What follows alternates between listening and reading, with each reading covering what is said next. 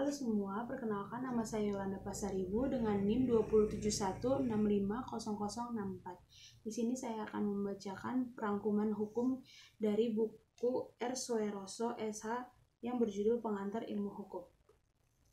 Bab 1, pengertian tentang pengantar ilmu hukum. Pengertian dari segi pengantar, PIHAM terdiri dari pengantar dan ilmu hukum. Bila dikehendaki, ilmu hukum dapat dipecah menjadi ilmu dan hukum. Pengertian dari segi ilmu hukum, pengertian dan apakah yang dimaksud dengan ilmu hukum dapat diikuti pendapat berbagai hukum, antara lain Cross pemberi definisi bahwa ilmu hukum adalah segala pengetahuan hukum yang mempelajari hukum dalam segala bentuk dan manifestasinya. Yang B, ilmu hukum dalam perpustakaan hukum dikenal dengan nama jurisprudence yang berasal dari kata juris yang artinya hukum atau hak. Yang C, Curson, pendapatan bahwa ilmu hukum adalah suatu ilmu pengetahuan yang mencangkup dan membicarakan segala hal yang berhubungan dengan hukum. Yang D, Purdani Purbakara dan Soerjono Suakanto dalam bukunya Perihal Kaidah Hukum menyebut bahwa ilmu hukum mencangkup ilmu tentang kaidah, ilmu pengertian, ilmu tentang kenyataan yang menyoroti hukum sebagai perilaku sikap tindak. Yang E, ilmu pengetahuan hukum juga disebut sebagai ilmu pengetahuan yang mempelajari kaidah-kaidah kehidupan manusia. F, ilmu pengetahuan hukum adalah suatu ilmu yang berusaha menjelaskan tentang keadaan. Cabang-cabang ilmu hukum yang termasuk ilmu hukum, beberapa penulis memberikan pandangan yang berbeda-beda mengenai bagian dan ilmu hukum, antara lain J. Van Alperen berpendapat ilmu hukum terdiri dari sosiologi hukum, sejarah hukum, perbandingan hukum. W. L. Gilmer berpendapat ilmu hukum terdiri atas ilmu hukum positif, sosiologi hukum, perbandingan hukum, sejarah hukum. J.B.H. Bellevoet membagi ilmu hukum atas dogmatik hukum, sejarah hukum, perbandingan hukum, politik hukum, ajaran hukum. Prof. Lee Owenhoek SH berpendapat hukum terdiri dari ilmu hukum positif hukum, sosiologi hukum, sejarah hukum, perbandingan hukum, ilmu hukum dogmatik atau ilmu hukum sistematis. Bab 2, sejarah singkat pengantar ilmu hukum. Pengantar ilmu hukum berasal dari kata terjemah bahasa Belanda Inleiding tot de Rechtswetenschap. Istilah ini dipakai pada tahun 1920, yaitu dimasukkan dalam Hoger Onderwijswet atau Undang-Undang Perguruan Tinggi di negara Belanda. Bab 3, peran dan fungsi pengantar ilmu hukum. Peran dan fungsi PIH. Yang pertama, memberikan introduksi atau memperkenalkan segala masalah yang berhubungan dengan hukum. Yang kedua, berusaha menjelaskan tentang keadaan, inti, maksud, dan tujuan dari bagian-bagian yang penting daripada hukum serta bertalian antara berbagai bagian tersebut dengan ilmu pengantar hukum. Bukti-bukti pentingnya peran dan fungsi PIH. Di Jerman, PIH diajarkan sebagai Entwurf in die Rechtswetenschap. Undang-Undang Perguruan Tinggi di Belanda pada tahun 1920 memasukkan pengantar ilmu hukum di perguruan tinggi hukum dengan istilah Inleiding tot de Rechtswetenschap sebagai pengganti dari Encyclopedie de Rechtswetenschap. Adanya surat keputusan Menteri Pendidikan dan Kebudayaan tanggal 30 Desember 1973 nomor 0198/U/1973 yang intinya menyebutkan bahwa di tingkat permulaan fakultas hukum negeri maupun swasta, maka mata kuliah pengantar ilmu hukum ini harus dicantumkan dalam kurikulum sebagai satu-satunya mata kuliah yang langsung berhubungan dengan ilmu hukum. Bab 4, kedudukan PIH di antara ilmu sosial lainnya. Ditinjau dari segi ilmu sosial, ilmu hukum ini termasuk ilmu sosial yang objek menyelidikannya adalah tingkah laku manusia dan masyarakat dalam berbagai bentuk yang dipelajari oleh ilmu hukum, juga masalah manusia, khususnya tentang kaidah-kaidah kehidupan serta tentang mana yang harus dilarang untuk dikerjakan. Ditinjau dari segi disiplin hukum, filsafat hukum, dan politik hukum. Bab 5, metode pendekatan dalam mempelajari pengantar ilmu hukum. Pengantar ilmu hukum mempelajari hukum dari segi ilmiah secara sentral dan universal. Dengan demikian, pengantar hukum mempelajari hukum secara menyeluruh, secara umum, dan mendatar. Sedangkan cabang-cabang hukum dipelajari secara mendalam. atau dengan pengantar lain ilmu hukum, pengertian-pengertian dasar, dan asas-asas dari hukum sejarah menyeluruh. Sedangkan cabang-cabang hukum tersebut menyelidiki pengertian dan asas hukum yang bersifat khusus. Bab 6. Persyaratan sebagai dosen pengantar ilmu hukum. Kalau ditinjau dari segi peran fungsi PIH, luas ruang lingkup PIH, serta perlakuan pendekatan secara khusus, maka untuk menjadi dosen PIH diperlukan persyaratan khusus ya. Yang pertama, Profesor Ahmad Sanusi SH dalam buku PIH dan PTNI memberi penjelasan pada halaman 4 yang isinya harus menguasai bahan-bahan, baik bahan yang menjalani keseluruhan penjelasan mata pelajaran PIH maupun pengetahuan lain yang mendukung PIH, memahami syarat pedagogis, mampu dan berani mempriorisasikan acara kuliah. Yang kedua, Direktur Pendidikan Tinggi Departemen Pendidikan dan Kebudayaan. Yang pertama, memberikan pelajaran PIH jangan sampai merupakan pemberian pelajaran filsafat hukum. Yang kedua, untuk memperluas pandangan mahasiswa yogianya, sebaiknya diperkenalkan pula disiplin hukum selain ilmu hukum seperti politik hukum dan filsafat hukum. Bab 7. Hakikat daripada pengantar ilmu hukum, mereka tidak akan mungkin memahami dengan baik mengenai berbagai cabang ilmu tanpa menguasai mata pelajaran PIH terlebih dahulu. Tanpa penguasaan PIH, mereka akan mendapat kesulitan atau kegagalan. Bab 8. Ruang lingkup pembahasan oleh pengantar ilmu hukum. Hukum sebagai objek ilmu hukum. Pertanyaan-pertanyaan yang bersangkutan paut dengan hukum, misalnya, apa ilmu hukum itu? Apa tujuan ilmu hukum? Bagaimanakah ilmu hukum itu terbentuk? Yang B. Ilmu hukum sebagai norma hukum. Hukum sebagai kaidah hukum, dan kaidah lainnya. Ilmu hukum sebagai ilmu pengetahuan, subjek hukum, objek, peristiwa, perbuatan, hubungan, akibat, masyarakat hukum. Ilmu hukum sebagai ilmu kenyataan. Pertama, antropologi hukum, sosiologi, sejarah, psikolog, dan perbandingan hukum. Hukum sebagai objek ilmu hukum. Bab 19. Sarjana hukum Belanda Immanuel Kant mengatakan pada juris masih mencari suatu definisi mengenai pengertian tentang hukum. Hukum mengatur hubungan di dalam masyarakat antara orang dengan orang, atau antara anggota masyarakat yang satu dengan anggota masyarakat yang lain. Bentuk hubungannya bermacam-macam seperti perkawinan, tempat kediaman, perjanjian, dan lain sebagainya. Arti hukum dari segi etimologi. Kata hukum berasal dari kata Arab dan merupakan bentuk tunggal. Yang kedua, rex. Rex berasal dari kata rectum yang mempunyai arti bimbingan atau tuntutan atau pemerintahan. Yang ketiga, ius. Kata ius berarti kata hukum berasal dari bahasa Latin luberi, arti mengatur atau memerintah. Yang keempat, lex. Kata lex berasal dari bahasa Latin yang berarti lesere. Lesere artinya mengumpulkan orang-orang untuk diperintah. Definisi hukum oleh berbagai pakar. Prof. Dr. P. Bors, menurut Bors, hukum ialah merupakan peraturan atau norma, yaitu petunjuk atau pedoman hidup yang wajib ditaati oleh manusia. Yang kedua, Prof. Dr. Van Kant, hukum itu tidak hanya terdiri dari satu atau beberapa peraturan hidup atau norma saja, melainkan terdiri dari banyak peraturan hidup yang merupakan suatu sistem. Yang ketiga, Prof. Mr. Dr. L.J. Van Apeldoorn, dapat dilihat dari dua sudut, yaitu the ontwikkelde ontwikkeld artinya orang terpelajar, leek artinya orang awam. Yang kedua, the man in street, artinya orang di jalan atau kebanyakan orang yang tidak terpelajar seperti tukang beca, pedagang, dan lain-lain. Apabila mendengar hukum, maka mereka akan teringat dengan polisi, jaksa, gedung pengadilan, dan lain-lain. Yang keempat, Willes van Bergen, hukum itu merupakan norma agendi, yaitu peraturan untuk perbuatan manusia. Yang kelima, Kantorowicz, hukum adalah keseluruhan peraturan sosial yang mewajibkan perbuatan lahir yang mempunyai sifat keadilan serta yang dibenarkan. Yang keenam, Prof. Paul Scholten, menurut pendapat Paul Scholten, hukum harus memperhitungkan keduanya, baik individu maupun masyarakat secara bersama-sama.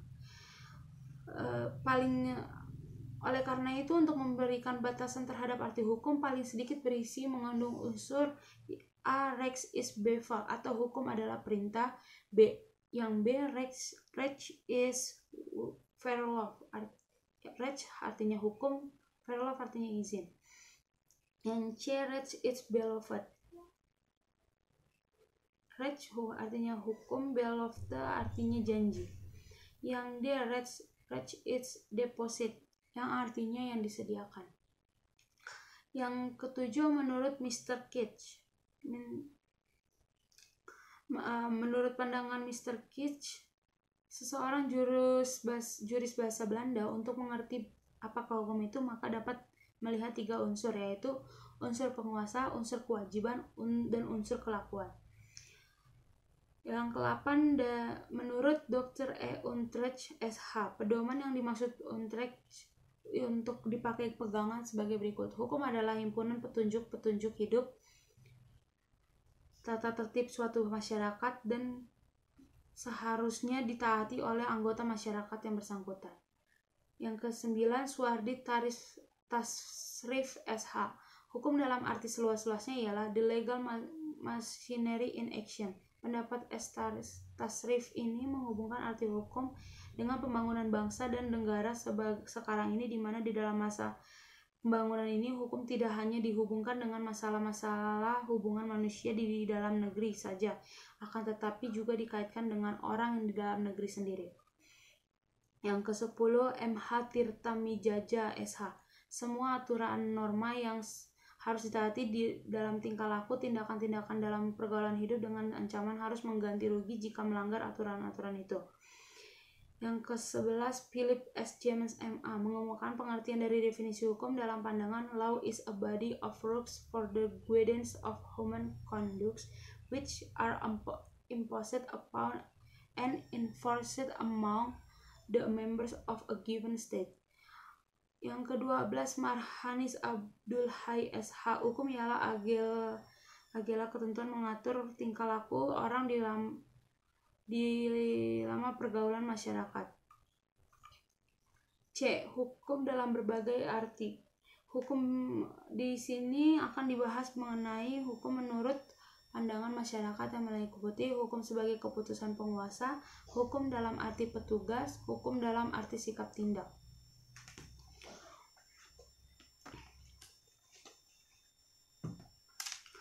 Hukum dalam arti gejala sosial, hukum dalam arti kaidah. Hukum dalam arti disiplin, hukum dalam arti hukum, hukum dalam arti ilmu hukum, hukum dalam arti tata hukum. Bab 10. Hukum terdapat di mana saja. Hukum itu ada di mana-mana pada setiap waktu dan bagi setiap bangsa. Hukum adalah melekat pada hidup dan hidup bersama-sama dengan masyarakat.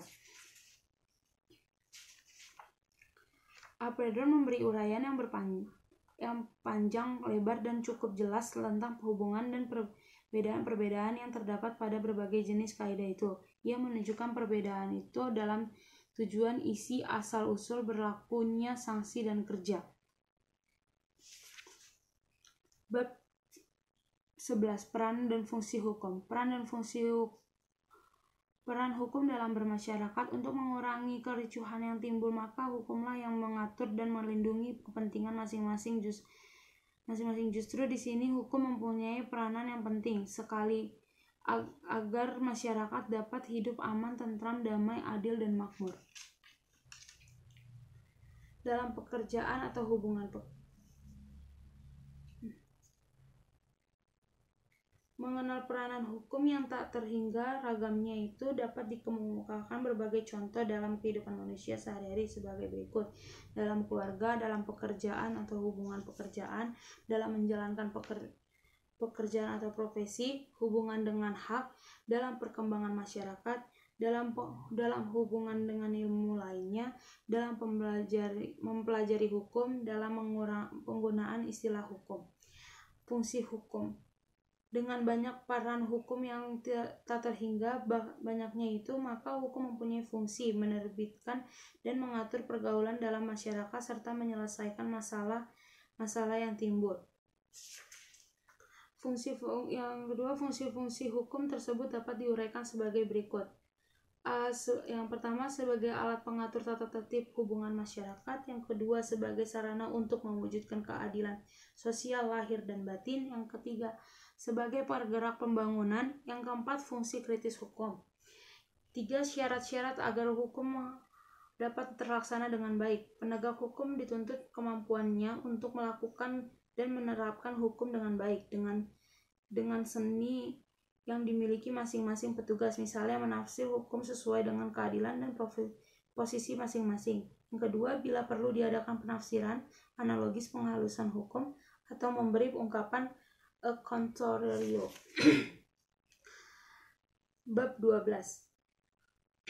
Tujuan hukum. Menurut Dr. Wijorno Prodjodikoro SH dalam bukunya Hukum mengumumkan bahwa tujuan hukum adalah mengadakan keselamatan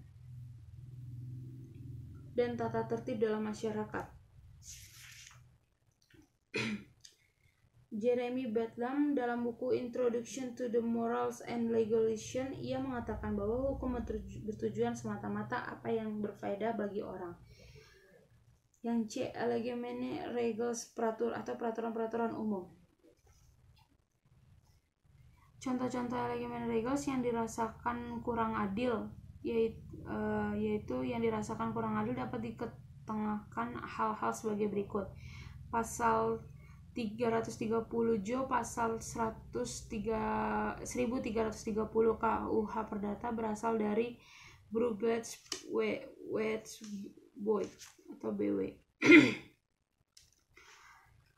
Yang B, pasal 34 KUH Perdata yang berbunyi seorang wanita tidak diperbolehkan kawin lagi selain setelah lewat waktu 300 hari semenjak perkawinan terakhir dibubarkan. 2. Contoh-contoh peraturan umum yang perlu ditafsirkan oleh hakim. Contoh peraturan umum yang perlu diadakan penafsiran oleh hakim antara lain itikat baik, itikat buruk, dan hal-hal yang harus dirahasiakan.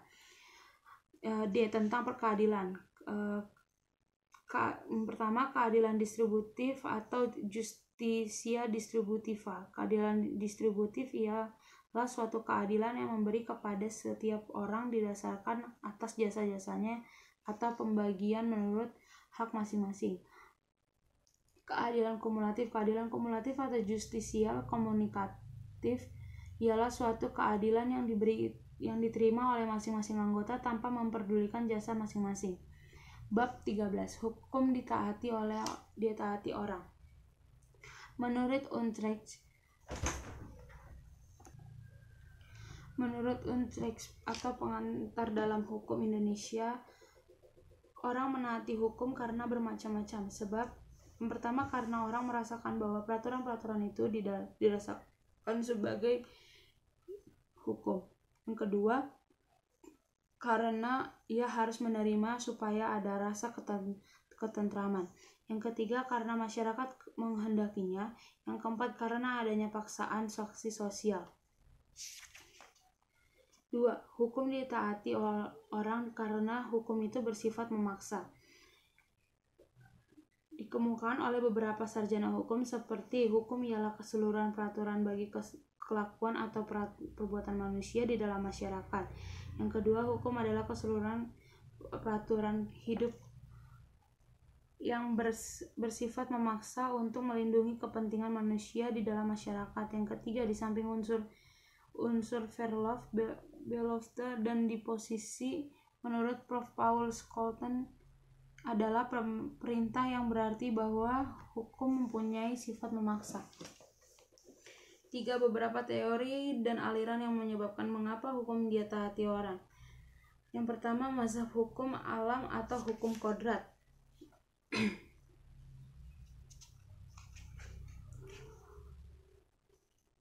Dibagi menjadi dua, yaitu ajaran hukum alam Aristoteles dan ajaran hukum dari alam Thomas Aquino. Yang ketiga, ajaran hukum alam Hugo de Groot. Yang keempat, ajaran hukum alam Rudolf Stamler. Yang B, mazhab sejarah. Yang C, teori teokrasi. Ya, D, teori kedaulatan rakyat perjanjian masyarakat.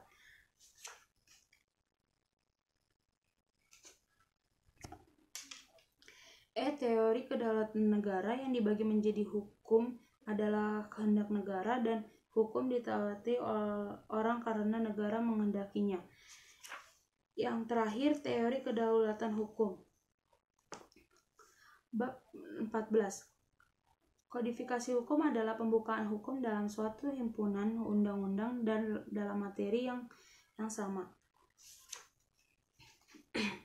Mengapa tumbuhnya kodifikasi hukum? Portalis penyusunan rancangan undang-undang yang dimaksud dengan mengambil hukum kebiasaan yang berlaku di Prancis sebagai hukum Jerman dan hukum Romawi. Setelah disetujui rancangan undang-undang tersebut yang terdiri dari 2000 pasal disahkan dan diundangkan sebagai undang-undang nasional Prancis berlaku di seluruh negara Prancis. Sejak itu Prancis terdapat adanya kesatuan hukum dan kepastian hukum.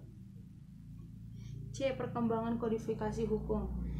Dengan adanya kode sivil atau kode Napoleon, timbullah anggapan bahwa seluruh permasalahan hukum sudah tertampung dalam suatu undang-undang, yaitu undang-undang nasional.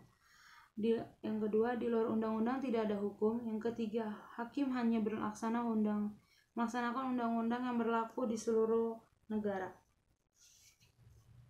Di samping masih ada ahli pikiran lain, yaitu Jean-Jacques Rousseau. Ia sependapat dengan Montesquieu. Dalam pengembangan pendapat, ia memberikan beberapa ajaran, ialah kontrak sosial atau perjanjian masyarakat dan teori kedaulatan rakyat. Sambil mengisi kemerdekaan, maka suatu persatu hukum Belanda diganti. Pengganti tersebut akan memakan waktu lama dan sampai sekarang yang sudah ada, antara lain Undang-Undang Pokok Agraria, Undang-Undang Merek, Undang-Undang Perkoperasian, Undang-Undang Perbankan, Undang-Undang Bank Sentral, Undang-Undang Hak Suara Pemegang Saham, Undang-Undang Pokok Kehutanan, dan sebagainya. Yang B. Aliran-aliran hukum yang timbul kemudian.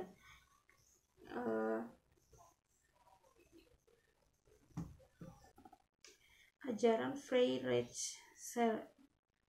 Selanjutnya, pahaman Freirechtslehre berkembang menjadi dua aliran, yaitu aliran hukum bebas sosiologis dan aliran hukum bebas Naturrechtslehre.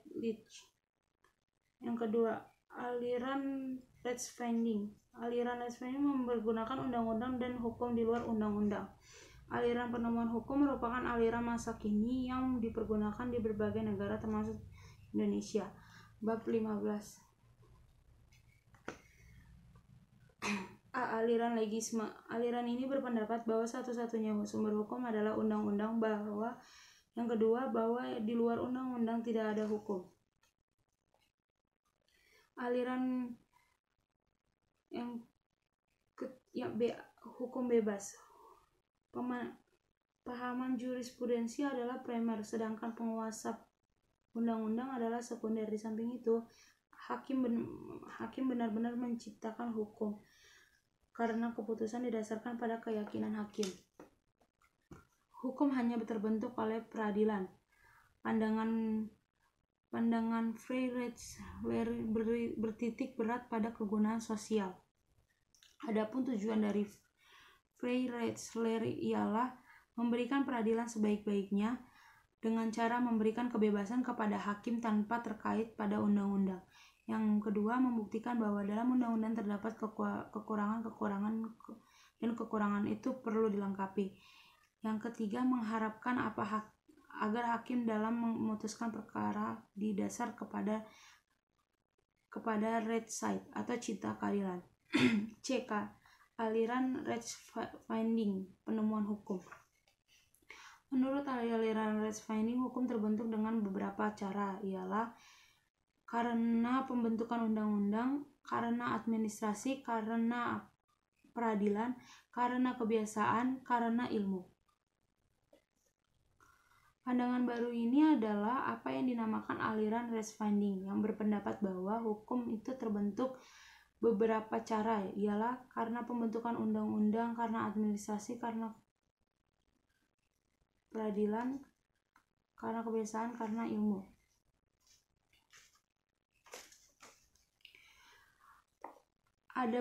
Ada berbagai pembatasan mengenai beberapa hakim tersebut, seperti yang dinyatakan oleh beberapa ahli. Seperti Legomen berpendapat bahwa hakim harus tunduk pada kehendak pembuat undang-undang, dalam arti kehendak seperti yang diketahui dan tercantum dalam peraturan perundang-undangan yang bersangkutan. Yang kedua, Pollak ia berpendapat bahwa penafsiran undang-undang harus didasarkan pada materi peraturan perundang-undang yang bersangkutan dan tempat di mana undang-undang itu dilahirkan. Yang ketiga, Terhar ia mengemukakan bahwa sewaktu hakim menentukan hukum dan menetapkan mana yang merupakan hukum dan mana yang tidak, harus selalu berhubungan dengan masyarakat. D. Aliran yang berlaku di Indonesia. Aliran Indonesia mempergunakan aliran Rachfinding. Ini berarti bahwa hakim dalam memutuskan perkara perdagangan pada undang-undang dan hukum lainnya yang berlaku di dalam masyarakat secara Gobeden, Vrijheid, dan Vrijgobedenheid. Tindakan hakim tersebut dilindungi oleh hukum dan didasarkan pada pasal 20 AB dan pasal 22 AB. Bab 16. Hukum di Inggris.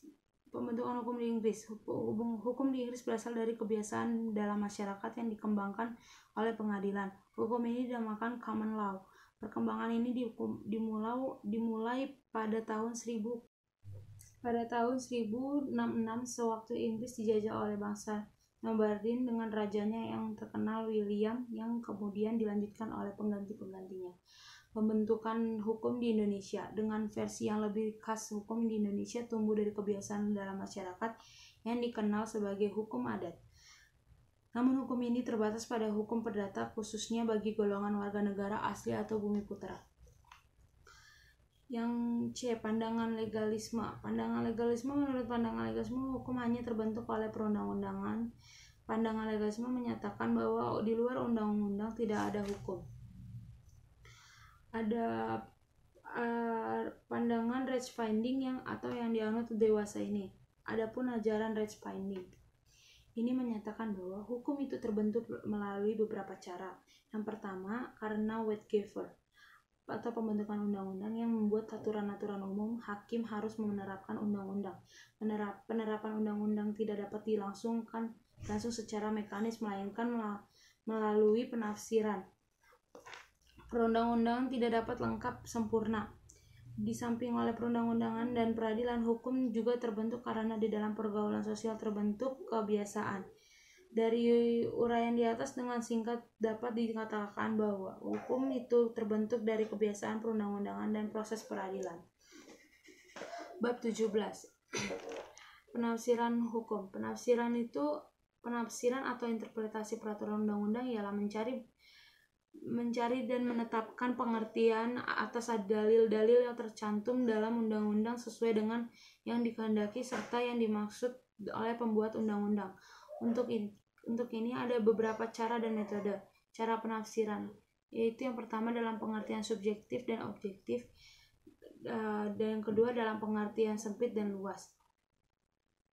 Metode penafsiran dilihat dari sumber penafsiran dapat bersifat otentik, doktrinair atau ilmiah, dan hakim. Metode penafsiran. Macam-macam metode penafsiran dalam ilmu hukum. Metode penafsiran adalah penafsiran menurut yang pertama tata bahasa dan arti kata-kata. Yang kedua sejarah, historis interpreted, yang meliputi penafsiran sejarah hukum dan penafsiran sejarah pembuatan undang-undang. Yang C. Sistem dari peraturan undang-undang yang bersangkutan. Yang D, keadaan masyarakat. E, otentik. Yang F, perbandingan. Yang kedua, cara penerapan metode penafsiran. Pembuatan undang-undang tidak menetapkan suatu sistem tertentu yang harus dijadikan pedoman bagi hakim dan penafsiran undang-undang. Oleh karenanya, hakim bebas dalam melakukan penafsiran. Penjelasan tentang berbagai macam metode penafsiran seperti telah terurai di atas, maka dikenal macam-macam metode penafsiran.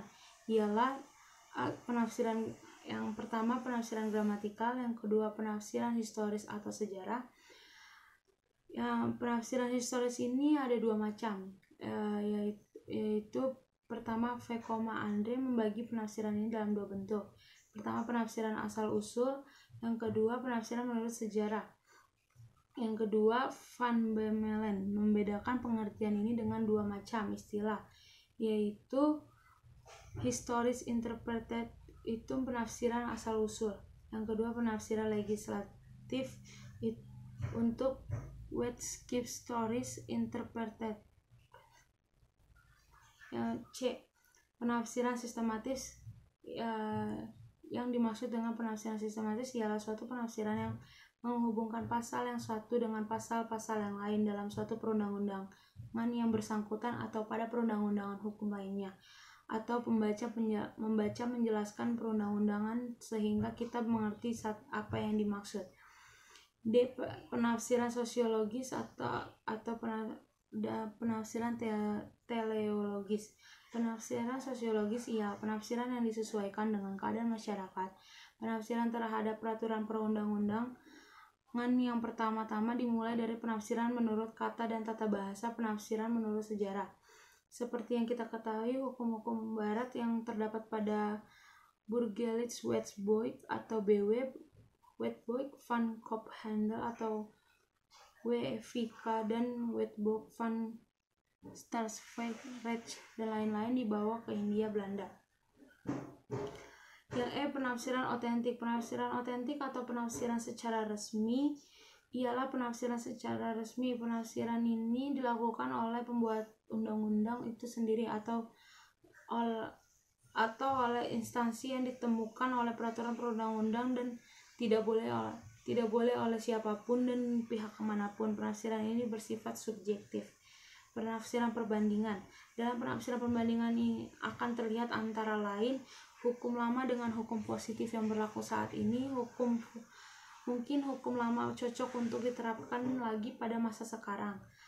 Yang kedua, hukum nasional sendiri dengan hukum asing. Pada hukum nasional terdapat kekurangan.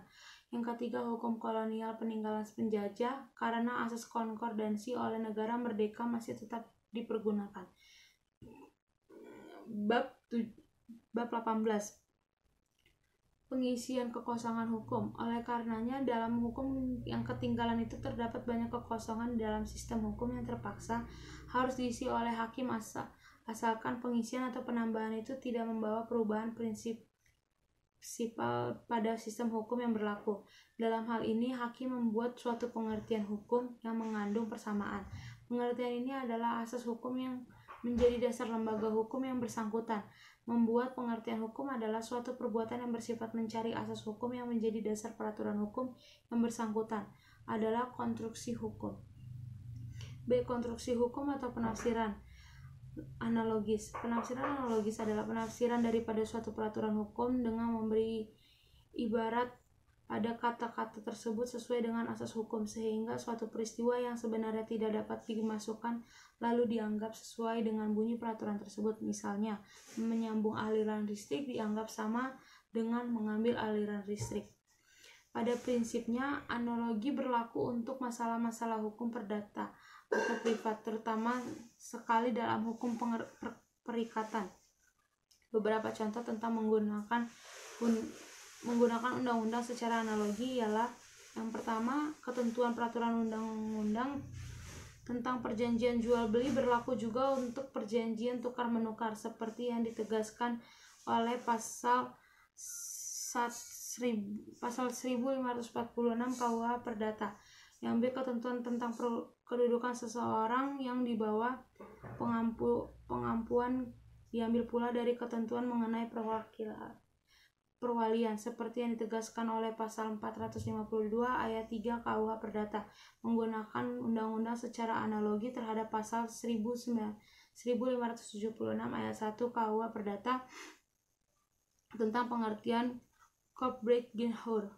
Maksudnya dengan dijual barang yang dalam perjanjian sewa-menyewa, maka perjanjian sewa-menyewa itu tidak gugur. C. Penghalusan hukum ialah merupakan hukum sedemikian rupa sehingga seolah-olah tidak ada pihak yang disalahkan. D. Argumentum a contrario, pengungkapan secara berlawanan. Penafsiran a contrario adalah penafsiran undang-undang yang didasarkan atas pengingkaran, artinya berlawanan pengertian antara sosial yang dihadapi dengan soal yang diatur dalam suatu pasal dalam undang-undang.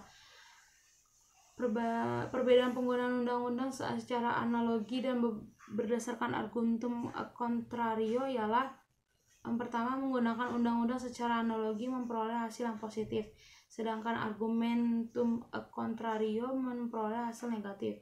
Yang kedua, menggunakan undang-undang secara analogi adalah memperluas berlakunya ketentuan hukum atau peraturan perundang-undangan, sedangkan secara a contrario mempersempit berlakunya ketentuan undang-undang.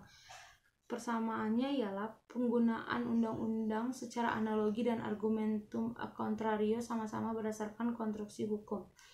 Bab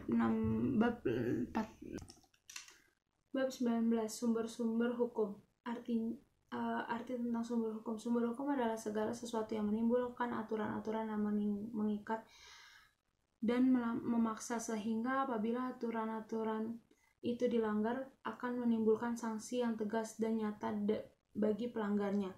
Maka dari itu, menurut Prof. Dr. Sudikno SH dalam buku Mengenal Hukum terbitan Liberty tahun 1986, halaman 62, sumber hukum itu tersendiri digunakan dalam beberapa arti, seperti sebagai asas hukum, sebagai sesuatu yang merupakan permulaan hukum, misalnya kehendak Tuhan, akal manusia, jiwa, bangsa, dan sebagainya.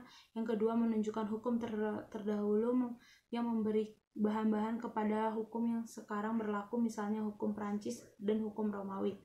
Yang ketiga, sebagai sumber berlakunya yang memberi kekuatan berlaku secara formal kepada peraturan hukum. Yang keempat, sebagai sumber dari mana kita dapat mengenal hukum, misalnya dokumen, undang-undang, batu bertulis, dan sebagainya. Yang kelima, sebagai sumber terjadinya hukum, sumber yang menimbulkan hukum. Pendapat berbagai pakar hukum mengenai macam-macam sumber hukum. Sudiono menyebut: yang pertama, Algar membagi sumber hukum dalam sumber hukum material dan sumber hukum formil. Yang kedua, Van Veldon dalam bukunya Pengantar Ilmu Hukum terjemahan Mr. Octavio Sadino, penerbit Nurkomala tahun 1954, halaman 72, membedakan 4 macam sumber hukum, yaitu sumber hukum dalam arti historis, sumber hukum dalam arti sosiologis, sumber hukum dalam arti filosofis, dan sumber hukum dalam arti formil. Yang ketiga, Achmad Sanusi membagi sumber hukum menjadi 2 kelompok, yaitu sumber hukum normal dan sumber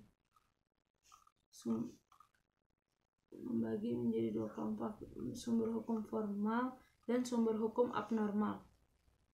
Yang keempat, TAP MPRS nomor 20/MPRS /1966 menggunakan istilah sumber tertib hukum, yaitu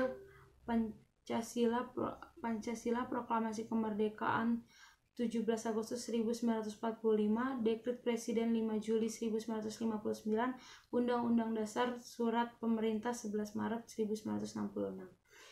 Yang kelima, sumber hukum filosofi ideologis dan sumber hukum yuridis. Sumber hukum itu dapat dibagi dalam yang pertama, sumber hukum filosofis ideologis ialah sumber hukum yang dilihat dari kepentingan individu, nasional atau internasional, dianut di suatu negara, misalnya di negara blok barat, Amerika, Inggris, Belanda, Jerman Barat, Prancis, Belgia. Sumber hukumnya liberalisme dan individu. Di negara tirai besi dan di tirai bambu, yaitu Uni Soviet, RRC, Cekoslowakia ialah komunisme historis materialisme yang diterapkan dengan paham Leninisme, Maoisme, Titoisme. Yang C, di negara kita Republik Indonesia sumber filosofi ideologisnya adalah Pancasila. 2. Sumber hukum segi yuridis merupakan penerapan dan penjabaran langsung dari sumber hukum segi filosofis ideologi yang diadakan pembedaan antara sumber hukum formal dan sumber hukum material. Sumber hukum material ialah sumber hukum yang dilihat dari segi isinya. Misalnya KUH pidana segi materialnya ialah mengatur tentang pidana umum, kejahatan dan pelanggaran. Yang kedua, hukum KUH perdata dari segi materialnya mengatur tentang masalah orang sebagai subjek hukum, barang sebagai objek hukum, perikatan, perjanjian, pembuktian, dan kadaluarsa. Sumber hukum formal adalah sumber hukum dilihat dari segi yuridis dalam arti formal, yaitu sumber hukum dari segi bentuk yang lazim terdiri dari undang-undang, kebiasaan, traktat, jurisprudensi, doktrin.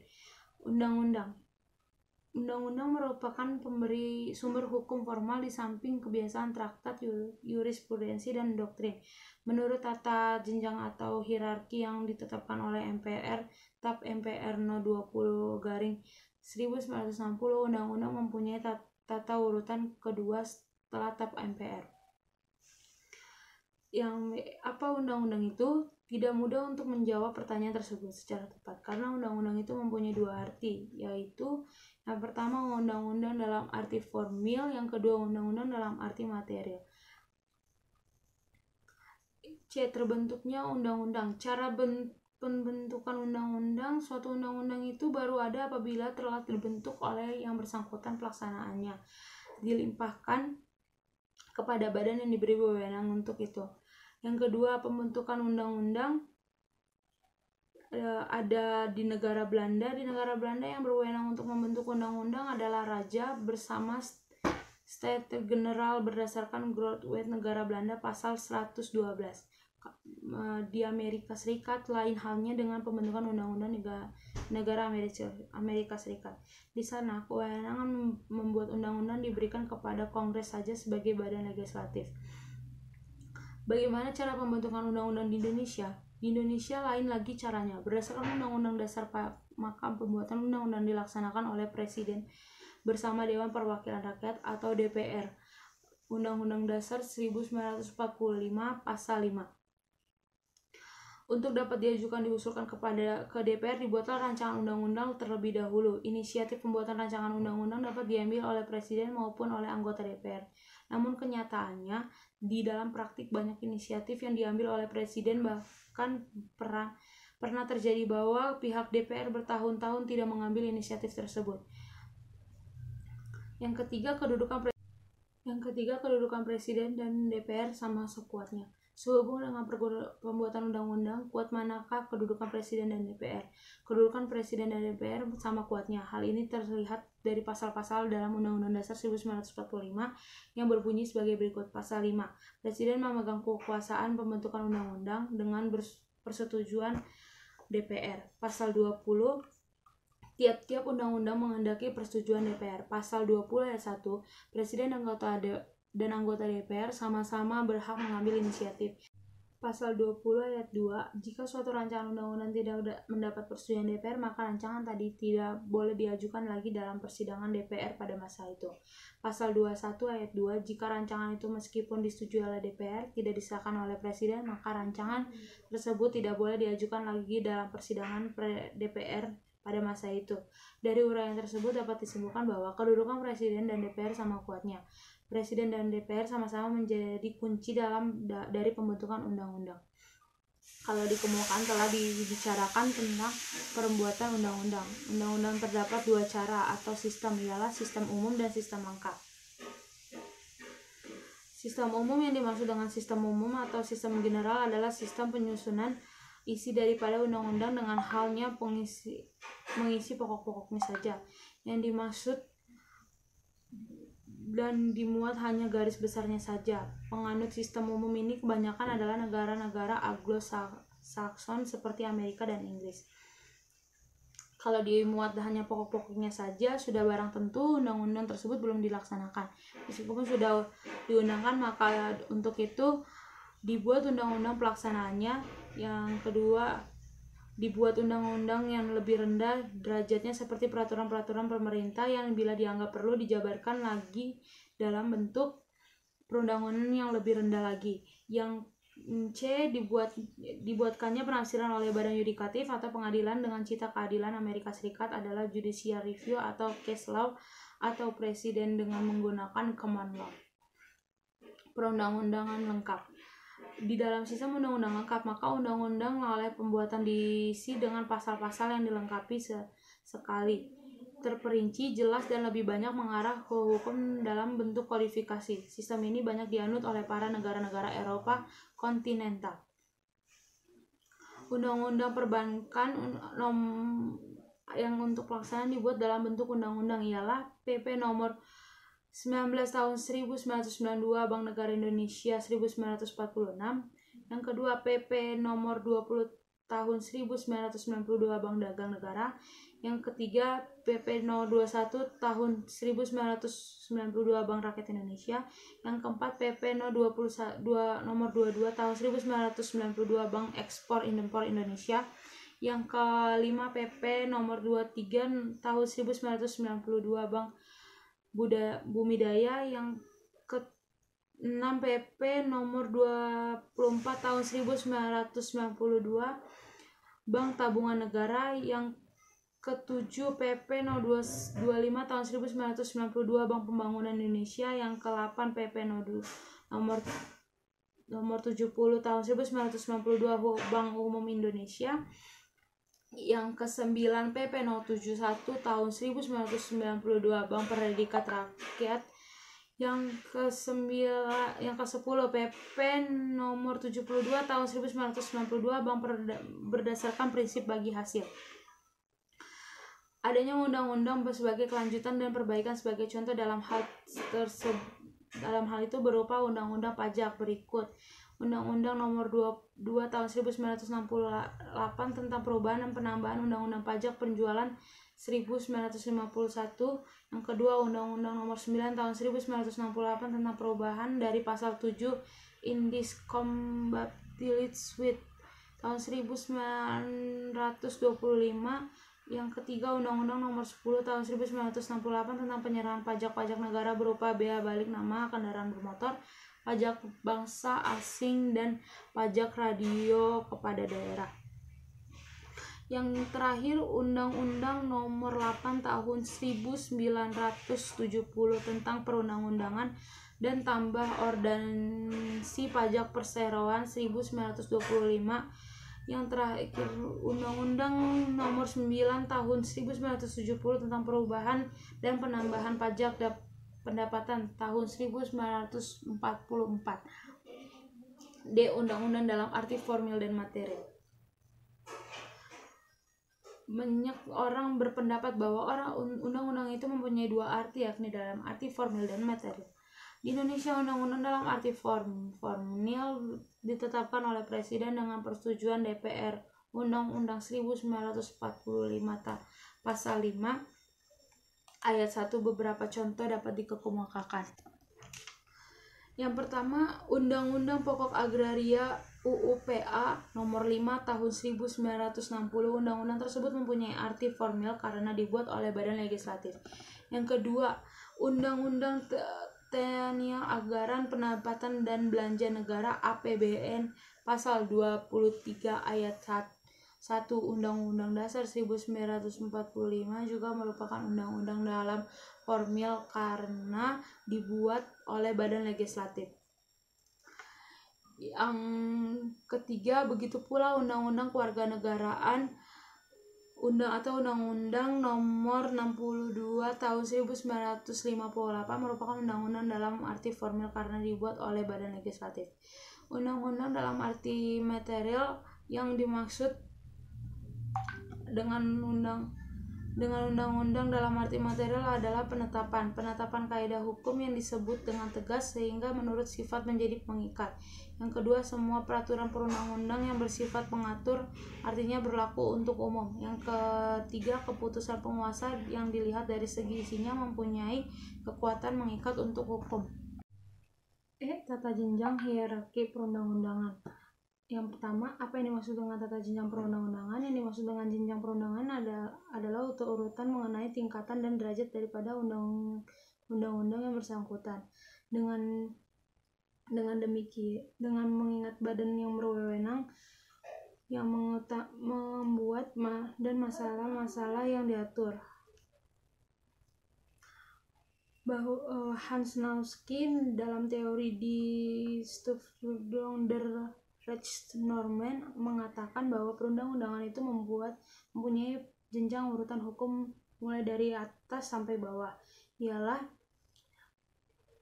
yang pertama Grundnormen atau norma dasar, undang-undang dasar, Grundgesetz atau hukum dasar, TAP MPR, Formalgesetz atau undang-undang. Yang terakhir, Verordnungen atau otonom Satzungsgesetznaan atau peraturan pelaksanaan. Bagaimanakah derajat kedudukan Undang-Undang Dasar 1945?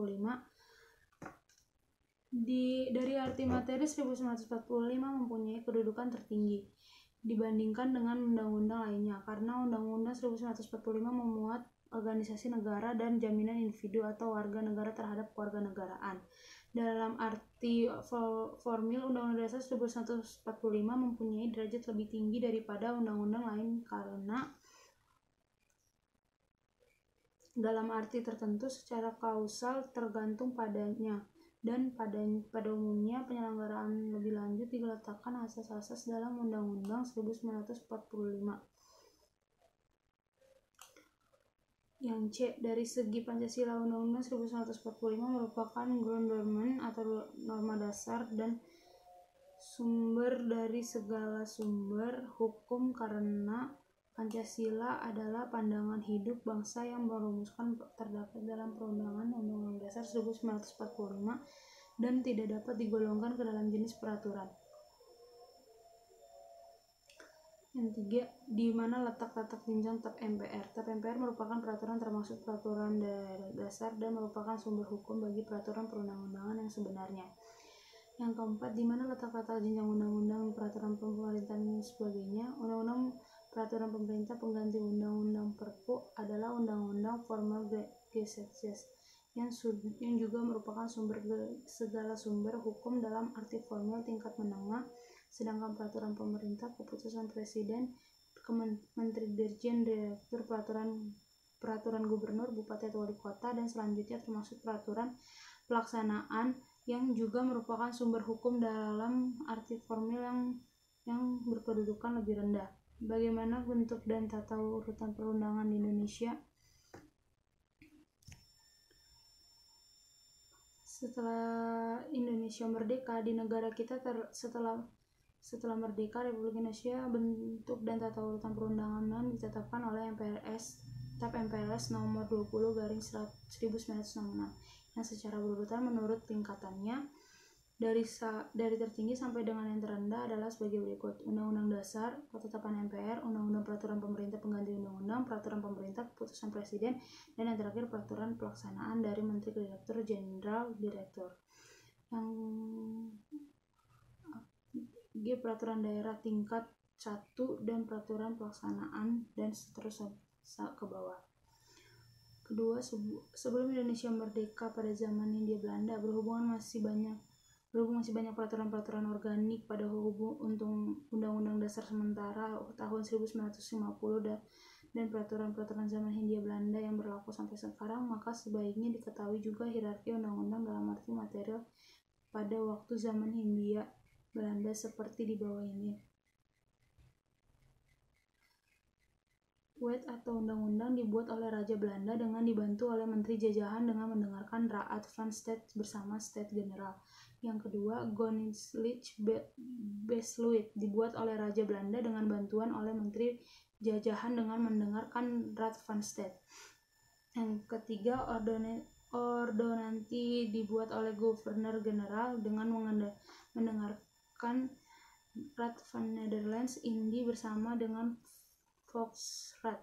Yang terakhir, Regeringsverordening dibuat oleh Governor General dengan Raad van Nederland Indië sebagai peraturan pelaksana daripada Wet, KB, dan Ordonansi.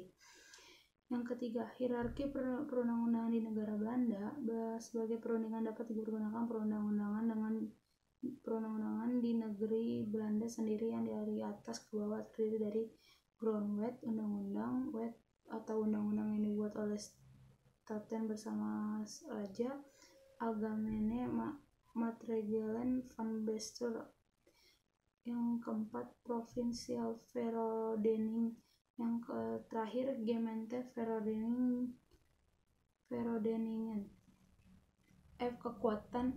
Kekuatan dan kekuasaan berlaku undang-undang.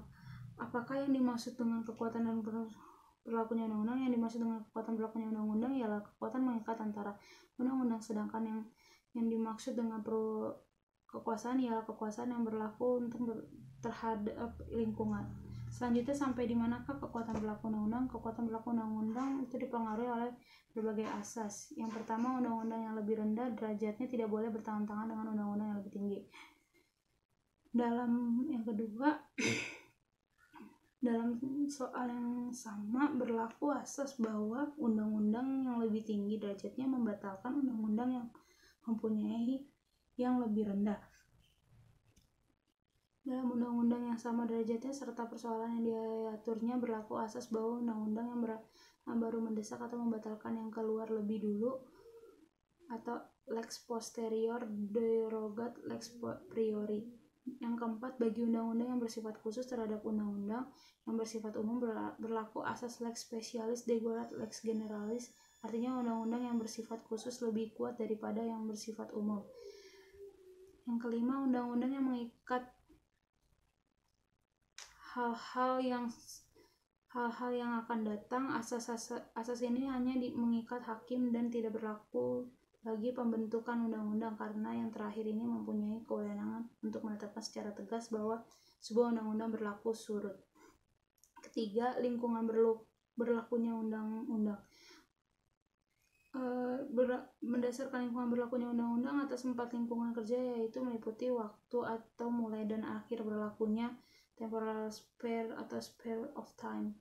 Yang kedua, territorial sphere atau daerah berlakunya undang-undang.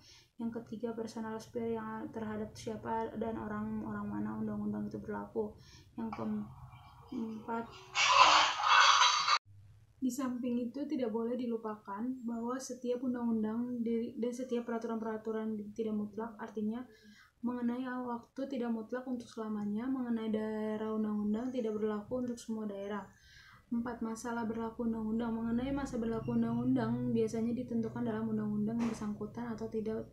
Selama waktu yang dapat ditentukan undang-undang dapat dilihat pada undang-undang itu sendiri, dan apabila di dalam dicantumkan undang-undang ini berlaku mulai tanggal sampai tanggal. Contohnya Undang-Undang tahun 1948 nomor 13. Yang B, dapat ditentukan dalam perundangan lain yang keluarnya kemudian, tetapi juga mungkin keluar lebih dahulu. Contohnya, Peraturan Pertahanan Negara berdasarkan Undang-Undang nomor 6 tahun 1946.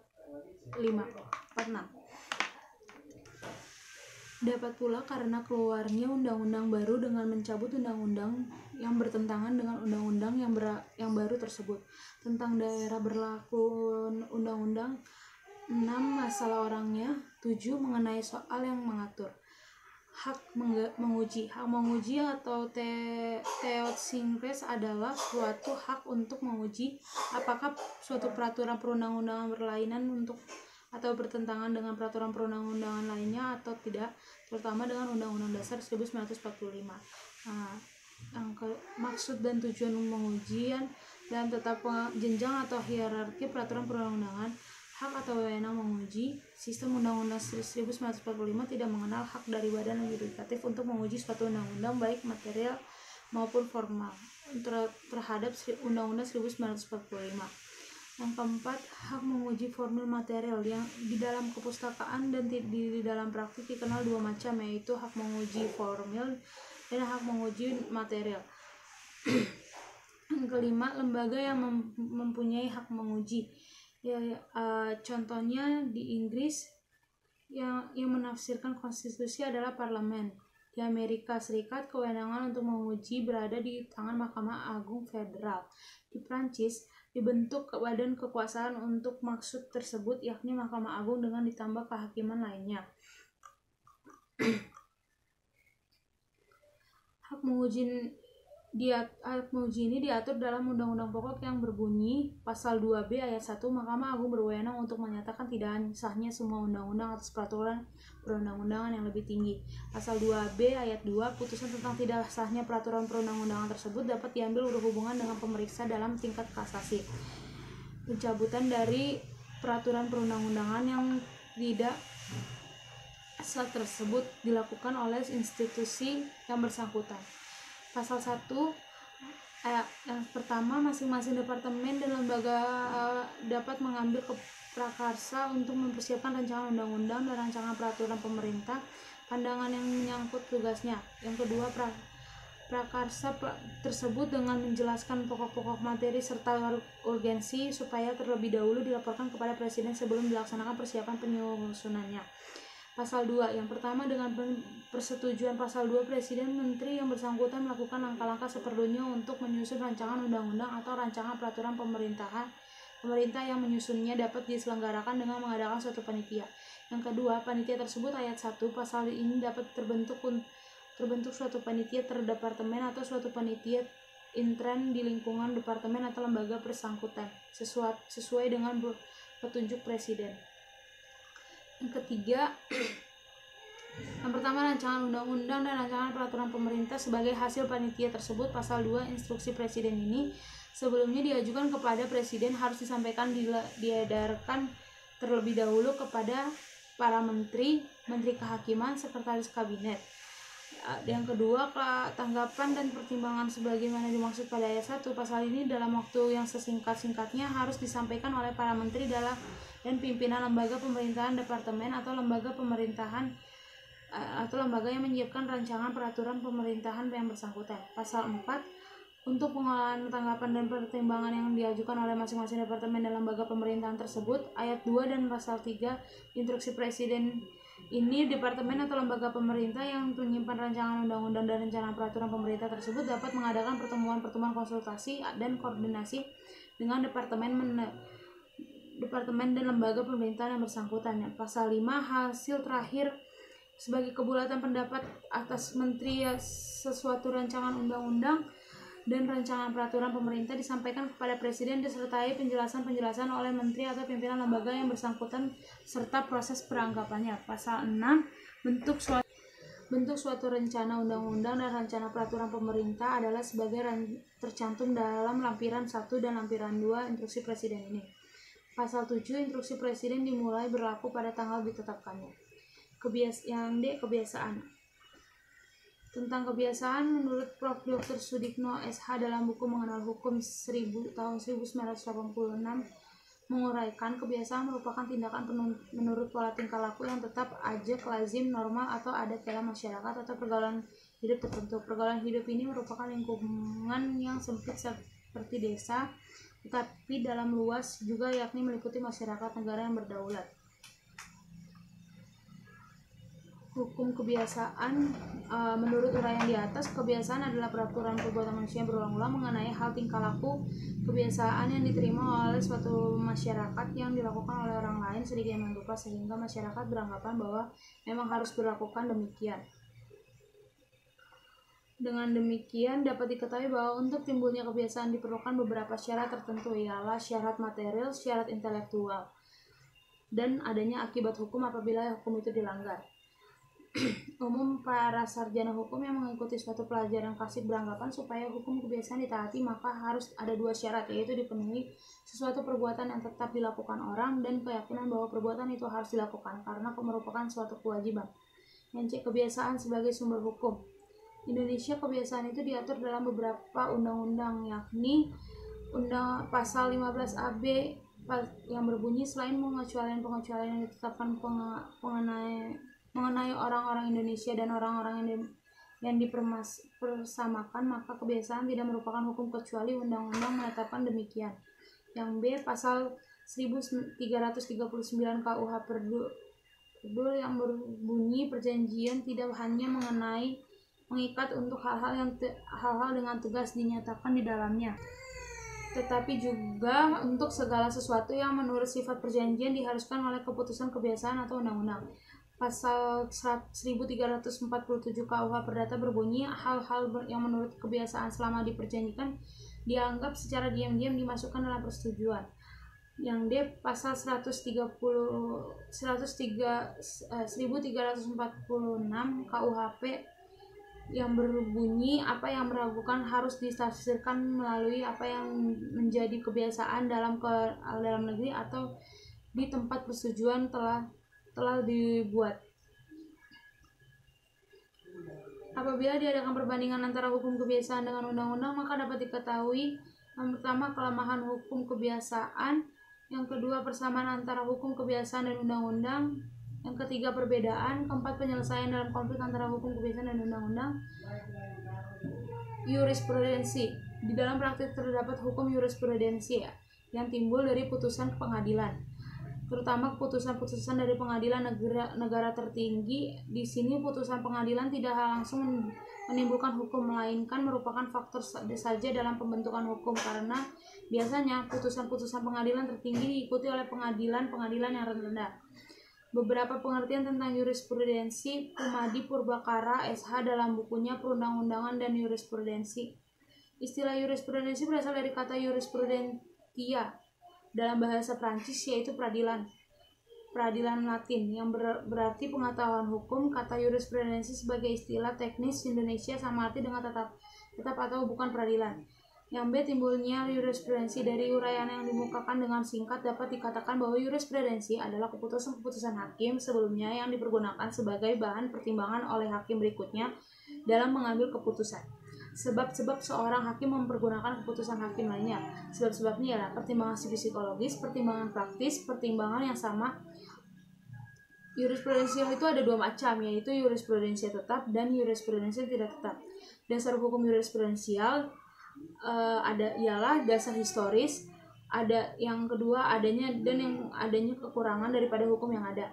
Jurisprudensi sebagai sumber hukum formil berbagai pendapat. Yang pertama ada Van Veldron, ia tidak membenarkan bahwa jurisprudensi itu merupakan sumber-sumber hukum. Yang kedua Belovorit, ia tidak sependapat dengan Apeldoorn, pengguna alias Hochrecht oleh hakim bawahan yang dimaksud adalah karena terdesak dari atas, jadi bukan kebiasaan yang timbul.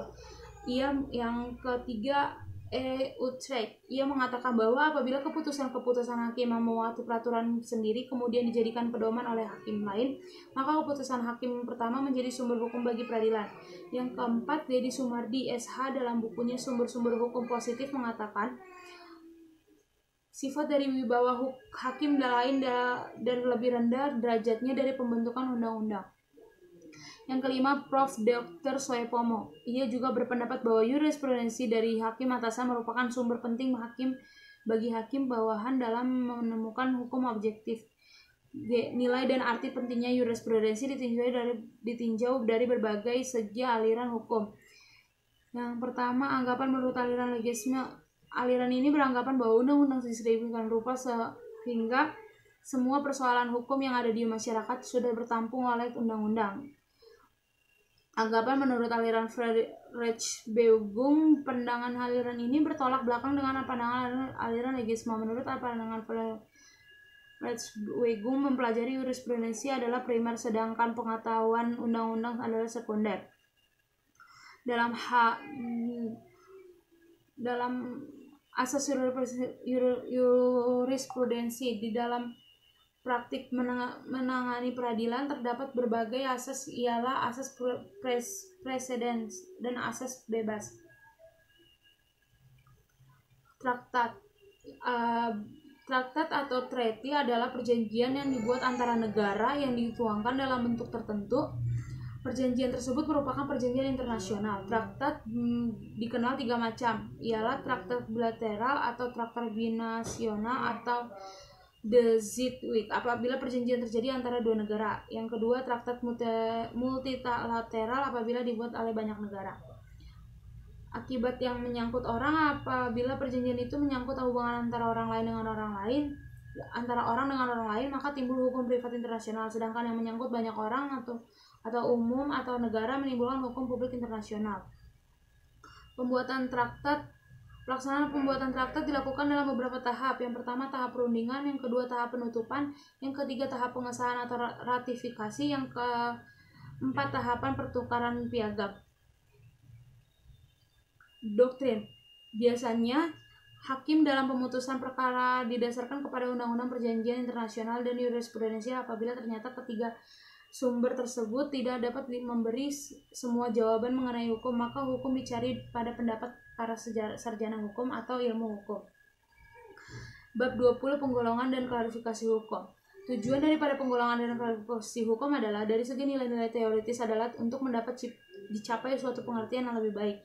Dari segi praktis supaya lebih mudah dapat menemukan dan menerapkan hukum yang ada. Tujuan praktis ini dapat memberi petunjuk-petunjuk umum bagi yang pertama para anggota badan kenegaraan, dan yang kedua orang-orang lain dalam kedudukannya sebagai perorangan atau sebagai kekuasaan dan pembelaan yang berkepentingan, baik dalam memperoleh suatu hal maupun mempertahankan langsung kepada para pihak dan dimukakan fungsionaris hukum.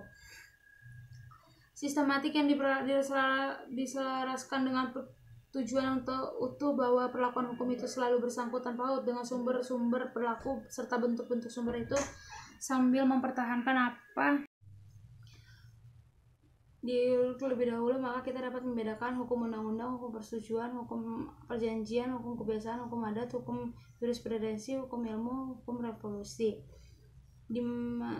Mengikuti susunan tradisional dan dengan menyimpan hal detail di mana terdapat pengecualian kita golongkan dalam hukum privat, perdata, perdagangan, privat, internasional, hukum publik, hukum negara, tata usaha negara, hukum antar negara, hukum pidana, hukum acara yang terbagi jadi 3, perdata, pidana, tata usaha negara. Dengan hal kerjanya berikut pelaksanaan saksi, maka kita dapat membedakan hukum kaidah, hukum sanksi, hukum memaksa, hukum mengatur. Pergolongan yang lazim dipergunakan berdasarkan sumber, berdasarkan daerah kekuasaan, berdasarkan kekuatan berlaku, hukum yang bersifat hukum paksa, hukum tambahan berdasarkan isi publik, hukum negara. Berdasarkan fungsi pemeliharaan dapat dibagi dalam hukum material dan formil. Berdasarkan bentuknya, hukum tertulis yang dibagi dalam hukum tertulis yang dikodifikasi dan tidak dikodifikasikan. Hukum berdasarkan wujud, hukum objektif dan subjektif. Hukum berdasarkan waktu berlaku yaitu ius constitutum, ius constitudum dan hukum asasi. Perbedaan antara beberapa macam hukum, perbedaan antara hukum perdata dan hukum pidana dari segi isinya, perbedaan antara hukum acara perdata dengan hukum acara pidana dari segi mengadili dan dari segi pelaksanaan. Bab 21 kaidah sosial yang mengatur tingkah laku manusia dalam masyarakat bermacam, yaitu berurutan adalah kaidah susila, kaidah kesopanan, kaidah agama atau kaidah kepercayaan, kaidah dan kaidah hukum. Penggolongan kaidah ya menurut Prof. Dr. Sudikno Mertokusumo tersebut dalam 2 golongan, yaitu tata kaidah dengan aspek pribadi dan tata kaidah dengan aspek kehidupan antar pribadi. Hubungan antar kaidah hukum dengan kaidah lainnya hubungan positif, yakni hubungan saling memperkuat. Hubungan antara kaidah hukum dengan kaidah agama, kaidah hukum dengan kaidah kesusilaan, dan yang terakhir hubungan antara kaidah hukum dengan kaidah kesopanan. Perbedaan antara kaidah hukum dengan kaidah sosial lainnya, perbedaan kaidah hukum dengan kaidah agama dan kaidah kesusilaan dapat ditinjau dengan beberapa segi berikut. Ditinjau dari tujuan kaidah hukum bertujuan untuk menciptakan tata tertib masyarakat, melindungi manusia beserta kepentingannya. Ditinjau dari sasaran kaidah hukum mengatur tingkah laku manusia dan diberi sanksi bagi setiap pelanggarannya. Perbedaan antara kaidah hukum dengan kaidah kesopanan. Kaidah hukum memberi hak dan kewajiban, kaidah kesopanan hanya memberikan kewajiban saja. Perbedaan antara kaidah kesopanan dengan kaidah agama dan kaidah kesusilaan. Asalnya kaidah kesopanan dari luar diri manusia. Kaidah agama dan kaidah kesusilaan berasal dari pribadi manusia. Bab 22. Jadi siapa yang apa subjektif hukum itu? Subjek hukum adalah suatu yang menurut hukum berhak atau berwenang untuk melakukan perbuatan hukum, atau siapa yang membuat hak dan cakap untuk bertindak dalam hukum. Yang kedua, jadi siapa yang menjadi subjek hukum. Pada dasarnya yang dapat menjadi subjek hukum adalah manusia atau person. Manusia sebagai subjek hukum. Menurut hukum yang berlaku, setiap manusia mempunyai hak dan kewajiban. Hak dan kewajiban ini dilindungi oleh hak hukum, misalnya adanya larangan mengenai perampasan atau pendukungan hak tersebut mengakibatkan burglage, misalnya perdukunan dan sebagainya. Pendapat beberapa pakar. Menurut Prof. Hardwijaja SH, orang adalah merupakan pengertian terhadap manusia. Menurut Prof. Egens, yang dimaksud dengan orang adalah manusia sebagai rights person. Menurut Prof. Kotjai Singh berpendapat bahwa yang dimaksud dengan orang tidak hanya manusia biasa tetapi juga badan hukum. Pandangan hukum modern, setiap orang atau pribadi secara asasi merupakan pendukung hak yang berlaku sama bagi seluruh umat manusia karena mereka sama-sama merupakan makhluk Tuhan yang Maha Esa. Pandangan dunia, pandangan agama, pandangan hukum di Indonesia. Pengecualian anak dalam kandungan secara real, manusia sebagai subjek hukum berlaku sejak lahir sampai meninggalnya, sehingga dapat dikatakan bahwa selama manusia itu hidup. Cakap hukum. Beberapa penjelasan. Menurut hukum, setiap manusia pribadi mempunyai hak. Dari segi perbuatan hukum, yang cakap melakukan perbuatan hukum dalam pasal 1320 KUH Perdata dinyatakan bahwa unsur sahnya perjanjian diperlakukan antara lain syarat adanya kecakapan untuk membuat perkataan. Yang kedua, yang tidak cakap melakukan perbuatan hukum. Golongan ini dibagi dalam ketidakcakapan sungguh-sungguh atau faithless handling. Hate ialah orang-orang yang ditaruh di bawah kurtul. Badan hukum sebagai subjek hukum. Dimukakan telah disebut badan hukum juga merupakan subjek di samping manusia pribadi atau untuk keikutsertaan dalam pergaulan hukum, maka suatu badan hukum harus mempunyai syarat-syarat yang telah ditemukan oleh hukum, yaitu memiliki kekayaan yang terpisah dari kekayaan anggota-anggotanya dan hak kewajiban pada terpisahnya hak dan kewajiban anggota-anggotanya. Macam-macam badan hukum itu bermacam. Ada yang menurut bentuk badan hukum dibedakan menjadi dua, badan hukum publik dan badan hukum privat. Badan hukum. Jenis badan hukum dapat dibagi dalam dua jenis golongan, korporasi dan yayasan. Di Indonesia, badan hukum dibedakan dalam badan hukum menurut hukum Eropa, badan hukum menurut hukum Eropa yang tertulis, dan badan hukum menurut agama adat. Teori badan hukum. Teori fiksi, teori kenyataan yang dikenal ialah teori fiksi, teori kekayaan tujuan, teori organ atau teori peralatan dan atau kenyataan, teori milik kolektif, teori Duguid, teori Engnes. Bab 23. Beberapa penjelasan objek hukum adalah segala sesuatu berguna bagi subjek hukum dan yang dapat menjadi pokok permasalahan dan kepentingan bagi subjek hukum, oleh karenanya dapat dikuasai oleh subjek hukum. Pembagian sebagai manusia objek hukum. Pandangan hukum modern, pandangan masa sekarang ini perbudakan sudah tidak ada lagi. Perbudakan dianggap sebagai suatu perbuatan yang bertentangan dengan kemanusiaan, dan tiap-tiap negara modern dewasa ini tidak membenarkan adanya perbudakan. Pandangan agama, menurut ketentuan agama maka tidak dibenarkan manusia diperbudakan dan dianggap sebagai objek hukum seperti binatang.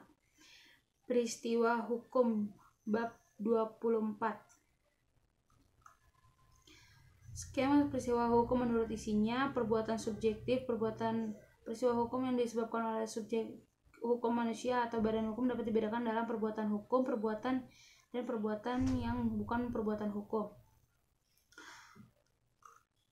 Perkembangan fisik manusia, umpamanya kelahiran, kedewasaan, kematian.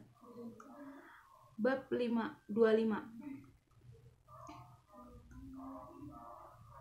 Hubungan hukum memiliki 3 unsur sebagai berikut: adanya orang-orang yang hak dan kewajiban saling berhadapan, adanya objek yang berlaku berdasarkan hak dan kewajiban, adanya hubungan antar pemilik hak dan perkembangan kewajiban. Bab 26.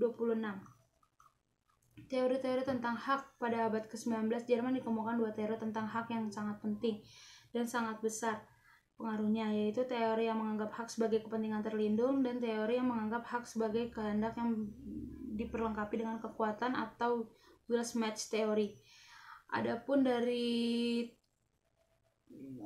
kehendak teori gabungan mencoba mempersatukan unsur kehendak kepentingan dalam pengertian hak dari Apeldoorn.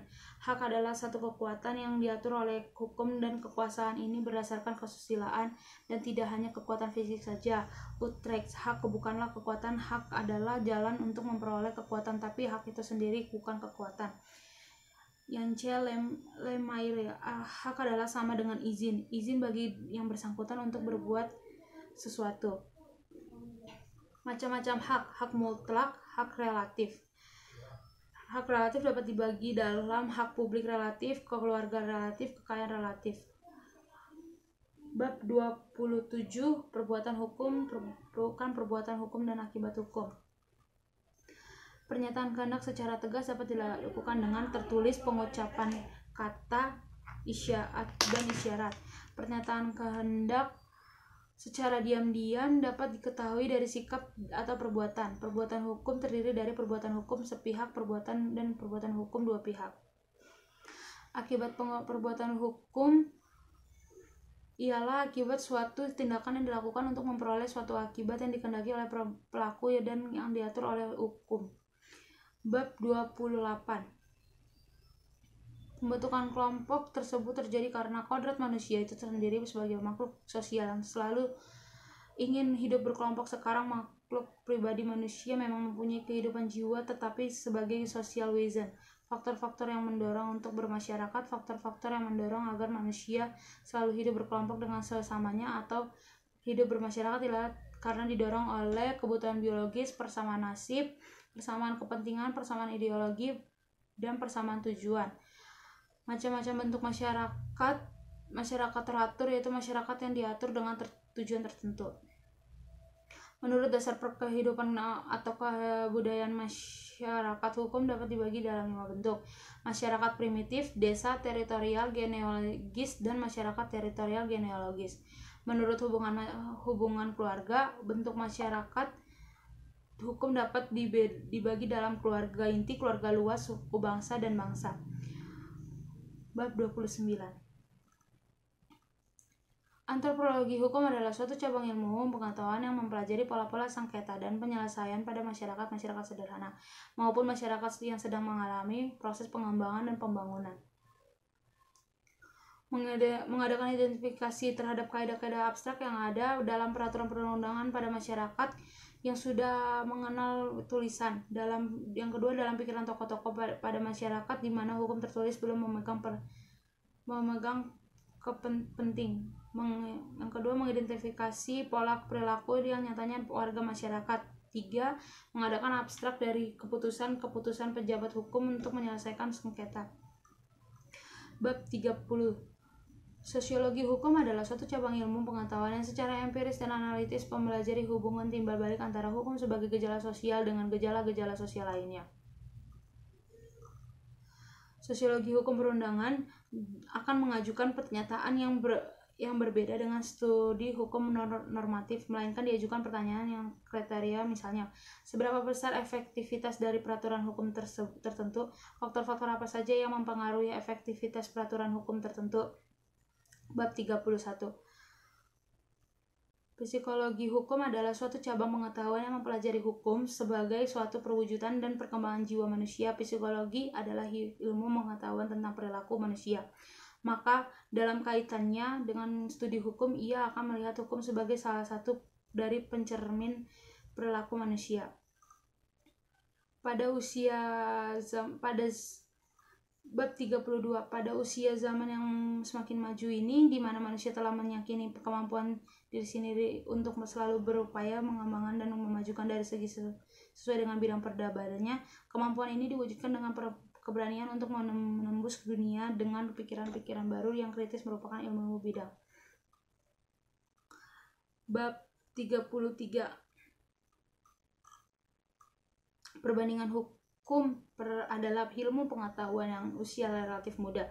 Sejarahnya kita ketahui bahwa perbandingan hukum sejak dulu dipergunakan orang, tetapi baru secara identik perbandingan hukum baru berkembang pada akhir abad 20.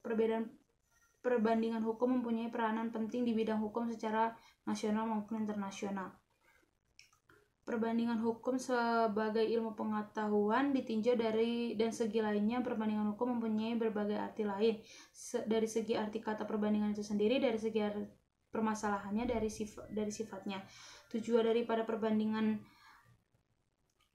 hukum ialah usaha pengumpulan berbagi informasi mengenai hukum asing dan usaha mendalami pengalaman-pengalaman yang dibuat dalam studi hukum asing dalam rangka pembaruan hukum. Fungsi teoritis daripada perbandingan hukum. Peranan perbandingan hukum dalam perkembangan ilmu hukum dianggap sangat penting karena lewat perbandingan hukum dapat diketahui bahwa hukum yang dimiliki oleh seorang negara berbeda dengan hukum yang dimiliki oleh negara lain. Fungsi praktis daripada perbandingan hukum, di samping bermanfaatan bagi teori atau pengembangan ilmu hukum, perbandingan hukum juga sangat bermanfaat di dalam praktik hukum, khususnya bagi applied research dan pembentukan hukum baru. Fungsi perbandingan hukum dalam pembinaan hukum. Di bidang pembinaan hukum, peranan perbandingan hukum tidak boleh diabaikan perbandingan hukum yang diterapkan bersamaan dengan pengembangan filsafat hukum. Manfaat daripada perbandingan hukum yaitu manfaat ilmiah, manfaat ilmiah dan manfaat praktis. Perbandingan hukum juga bermanfaat bagi unifikasi hukum. Perbandingan hukum juga bermanfaat bagi usaha penumbuhan saling pengertian suatu bangsa, dan perbandingan hukum juga bermanfaat bagi usaha memperoleh pengertian yang lebih mendalam mengenai hukum kita sendiri. Dan yang terakhir, perbandingan hukum juga bermanfaat bagi pelaksanaan HPI atau Hukum Perdata Internasional. Sekian dari saya atas penjelasan rangkuman pengantar ilmu hukum. Saya ucapkan terima kasih.